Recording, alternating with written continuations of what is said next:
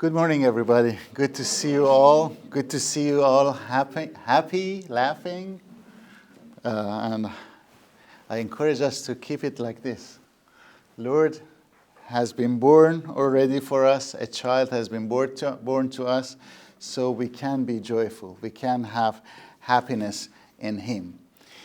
Let me start with this funny story that a person has lost his arm in an accident, and he went broke, he went depressed, very sad, doesn't know what to do with one arm. So he happens to bump in another guy who has lost both his arm in an accident, and he is dancing and shouting and moving and asking him, how come you don't have your both hands and now you are dancing and so happy and you're moving like that? He says, no, I'm not happy. I'm scratching my back.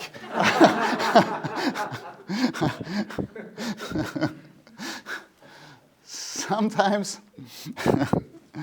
we see things that looks like happiness. It seems that we are happy. It seems that people are happy. But bottom line, everybody is sad. Everybody is depressed. Everybody is losing something. So when we talk about joy, I'm hoping that it's not a joke that we are talking about. Joy, and the joy which is perpetual, which is remaining, which is coming to be with us.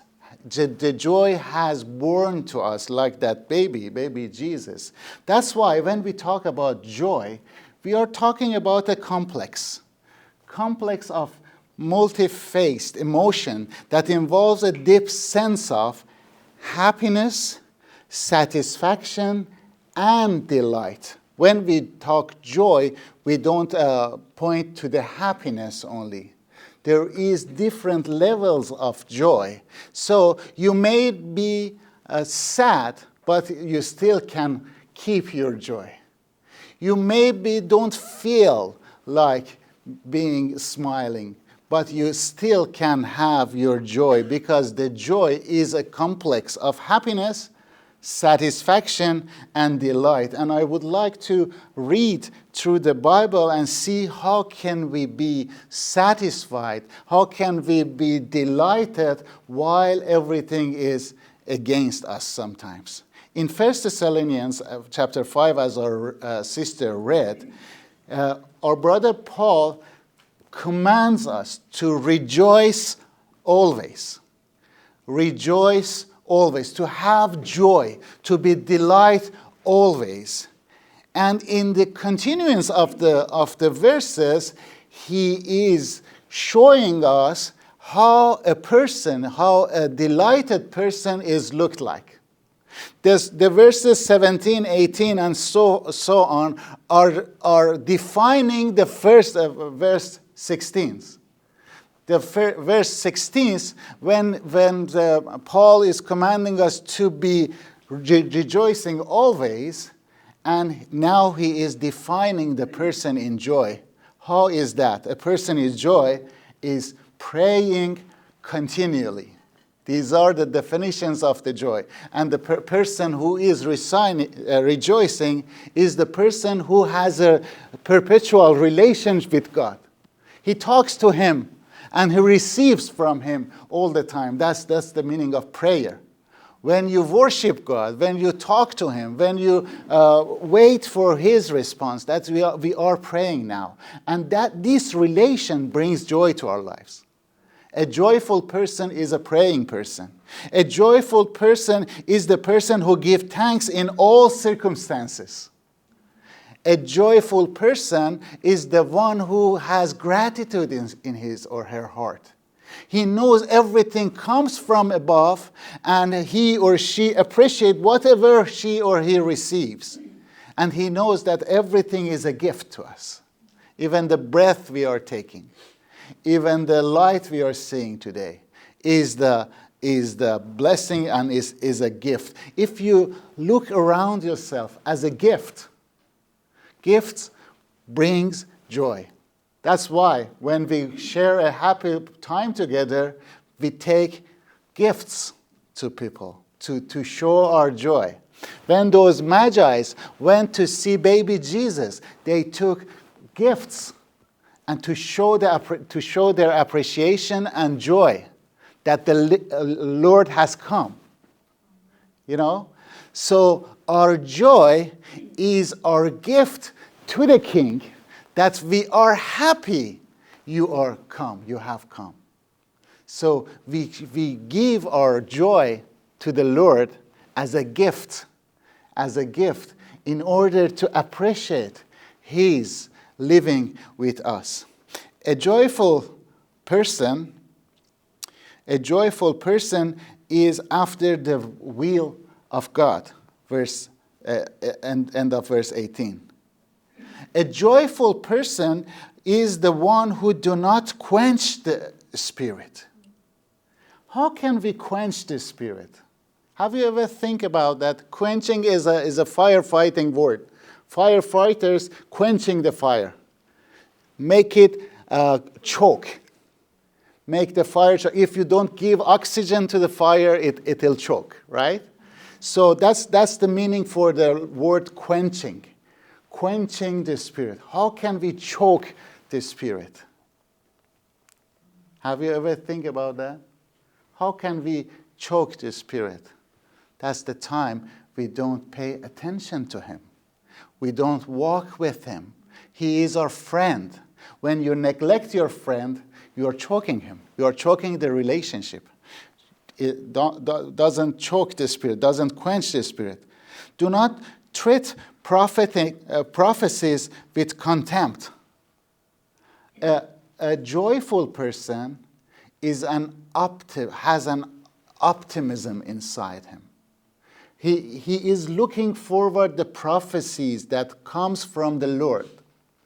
He is leaning, as we sang together, leaning on His arms, leaning towards whatever He says. He says, my thoughts are good and blessings thoughts for you. Come to me and I give you blessings. Come to me and I give you peace. These are the prophesying that our Lord Jesus gave to us. And we have to lean to His prophecies. The good wish, good thoughts about our future. A joyful person is a wise person. In verse 21, you see, a joyful person is the one who tests them all, tests everything all. We can be wise like a snake, but peaceful like a dove. A joyful person is the one who tests everything, doesn't believe everything in the first person. He is not a gullible person, but he trusts the Lord of joy. That's why a joyful person is a wise person. And the wise person is the one who holds onto what is good.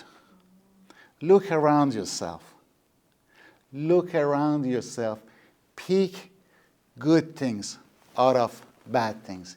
We can't decide what we choose. We can't decide what we take in, what we inhale. This is our decision. This is our decision to make. You have free will to choose good over bad. You have free will to differentiate between good thoughts and bad thoughts, and choose to receive goods. You have the free will to choose between anxiety and calmness. Most of the time we choose anxiety. Why? Because it's a defending system. We feel if we are in a defend position, it is safer for us. But our safety comes from the Lord. The safety comes from the Lord. We have to lean in His everlasting arms, as we sang together.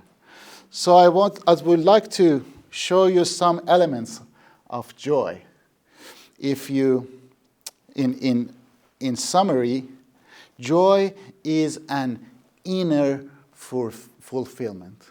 A joyful person feels fulfillment, feels fulfilled. Joy is often associated with a sense of inner fulfillment and contentment, irrespective of external circumstances. There is the main difference between joy and happiness. You become happy when the external things are towards your favor. When you see things and you like them, you become happy, right? But when you are joyful, it is some delights that come from inside you. Joy is a delight comes from inside you. The second element of joy is gratitude. Joy is coming with gratitude. When you are appreciating something, a sense of joy comes to your mind, comes to your emotion. Joy comes when you have a good and secure spiritual connection with the Lord. When your connection with Him is secured, you will sense joy. Joy comes with a positive perspective. When you see good, these are the summary of what we already read from 1 Thessalonians. I have summarized them in bullet point. That positive perspective, the person who is hopeful for her or his future. Joy involves a positive outlook on life, an ability to find beauty and goodness even in challenging situations. When you come to challenges, you can either surround, which most people are surrounding themselves, or take it as a challenge. Take it as a challenge. Challenge by default means that you get involved to something. You get involved. And when you get involved to something, the chances are you hurt. Chances are you get bleeding. Chances are you feel broken. But it is the definition of challenge. This is the definition of challenge. There is this spiritual saying that when people die and go to heaven, when they meet Jesus, Jesus is telling them, okay, now show me your pains and show me your scars so I can heal them when they face Jesus. And some people tell Jesus, no, I have no scar. I don't need any healing from you. And Jesus asking them, that means you didn't have anything in life to fight for? You didn't have anything to fight for? Because if you fight for something, scars will come for you. If you fight for something, if you fight something that's worth fighting, I'm sure sometimes scars would happening. Don't be afraid of scars. Don't be afraid of bleeding. Don't be afraid of challenges. Challenge, that means you are in the way to reach the goal. A joyful person has connection with others. Joy is often enhanced by meaningful relationships. And that's good to have a church. That's good to have a community. That's good to have people who we feel that we are accountable to. That's good to miss each other. That's good to say, okay, there is another Sunday I go to REBORN to see my brothers and sisters. That brings joy to us. That brings joy to us because we are in connection. People who are joyful, they are people who have connections. The very first things of depression is what? The depressed person wants to be alone. As soon as you get to depression, to the verge of depression, you feel, I must be alone. You feel that I have to darken everything, dampen everything. But a joyful person is shouting out. A joyful person is reaching out to others. A joyful person has a relation, good and healthy relations. And the last thing is that a joyful person can address and can see his or her fulfillments in the life. Most of the pessimist people are the ones who feel they didn't have any fulfillment in their lives.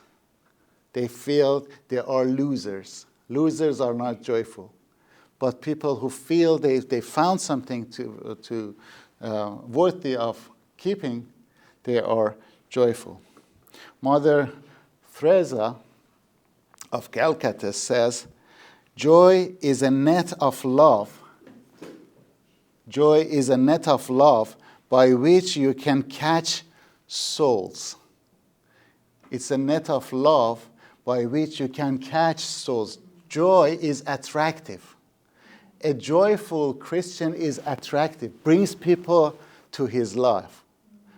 And the funny thing and irony is that Mother Teresa, after her death, they found her diary, and she was a very sad person. In her diary, she would write lots of sad memories, sad moments. But she kept her joy. You can be sad, but keep your joy. And that's the oxymoron of it. You can feel bad. Feelings are coming and going, but joy is a perpetual thing. Joy will remain. Joy is a land that we live in. Joy is a situation. Joy is not a feeling. Joy is a situation that we choose to live in. I rather, and I believe most of us, or all of us, is willing to be sick and look forward for Jesus to come and heal them, to come and visit them. I rather, at the time that when I'm dying, I open up my eyes to Jesus who came to visit me. I rather, when I am weak, I can see Jesus who comes and bent to pick my hand and grab me up. This is the best things can happen to the weak person, that the Lord of the Lord come and catch him or her. This is the best thing can happen to us when we feel depressed, we feel down, and the glory of the world come and shine our lives. This is the best thing can happen to a weak and sick person.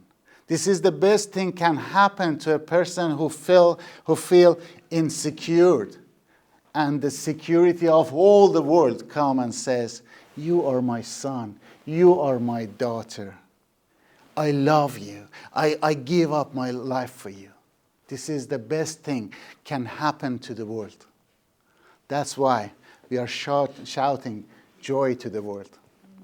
That's why we are shouting joy to the world. Why? Because the King has come. And he has victory with himself. He has the joy with himself. He has the healing. He has all the powers. And he is giving it to us. May the Lord bless you all. Be in his joy.